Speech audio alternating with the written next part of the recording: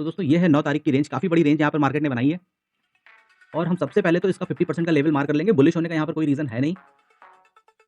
25,781 का ये जो लेवल आ रहा है, यहाँ पर एक बार मार्केट देखना होगा कि किस तरीके से रिएक्ट करती है। 780 से 790 का लेवल हम ये मार्क कर लेते हैं चार्ट पर।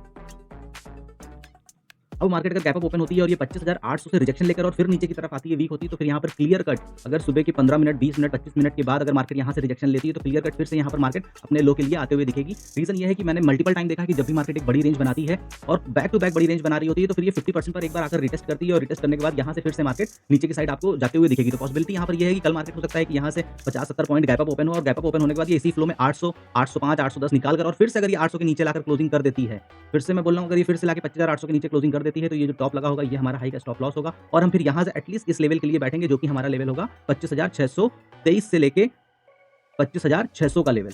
रेंज काफ़ी बड़ी है, लेकिन हाँ, यहाँ पर अगर आपको टारगेट मिलते हैं, तो आपको बहुत बढ़िया पॉइंट आप यहाँ पर देखोगे कि आपको बनते हुए दिखेंगे। हाँ, अगर आप गलत होते हो तो मैं हमेशा बोलता हूँ, इसीलिए अपनी कंडीशंस पे ट्रेड लेना चाहिए, क्योंकि जब आप अपनी कंडीशंस पे ट्रेड लेते हो, तो उसमें जो सबसे पहली कंडीशन होती है कि उसमें आपका स्टॉप लॉस बड़ा नहीं बनना चाहिए। तो जब आप अपनी कंडीशन में ट्रेड ले रहे होगे, तो वहाँ पर आपका स्टॉप लॉस छोटा बनेगा। दूसरा, मार्केट जिस ट्रेंड में है, आप उस ट्रेंड को आइडेंटिफाई करके डायरेक्शनल ट्रेड ले रहे हो, आप कॉन्ट्रा ट्रेड नहीं ले रहे हो, ठीक है। और तीसरा, रिस्क रिवॉर्ड बढ़िया है। मे बी पॉसिबल कि आपको यहाँ पर 2 बार 3 बार ट्रैप किया जाएगा। मैं खाली कल की बात नहीं कर रहा हूँ कि कल ही आप 3 ट्रेड कर डालो। मैं एक जनरल बात कर रहा हूँ कि सपोज करिए अगर आप 10 बार ट्रेड लेते हैं 1 महीने में, 2 महीने में, 4 महीने में, ऐसी कंडीशन में तो 2 बार 3 बार आप ट्रैप होगे, लेकिन जो भी आपको 6 बार 7 बार आपको रिटर्न मिलेगा, वो बहुत बढ़िया रिटर्न मिलेगा। तो इसलिए हमेशा अपनी स्ट्रैटेजी पर और जो आपने एक्सपीरियंस उस मार्केट से लिया है, उस पर ट्रस्ट करना सीखिए।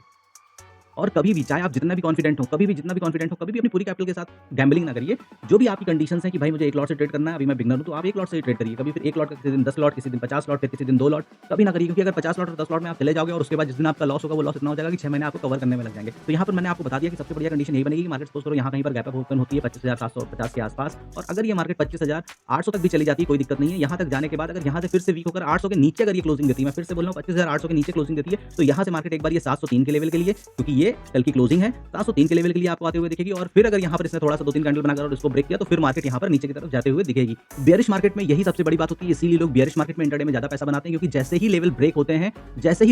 तो लोग बिल्कुल रेडी बैठे होते हैं। और सबसे बड़ी बात कि जैसे ही लेवल ब्रेक होते हैं, तो लोग फियर में ज्यादा बैठे होते हैं और वो इमीडिएट अपनी पोजीशन से एग्जिट करते हैं और एक आपको तेज मूव नीचे को देखने को मिलेगा। तो सबसे बढ़िया रेंज यहाँ पर यही होगी 25,800 की। अगर मार्केट 25,800 के नीचे, यहाँ पर 25,800 के नीचे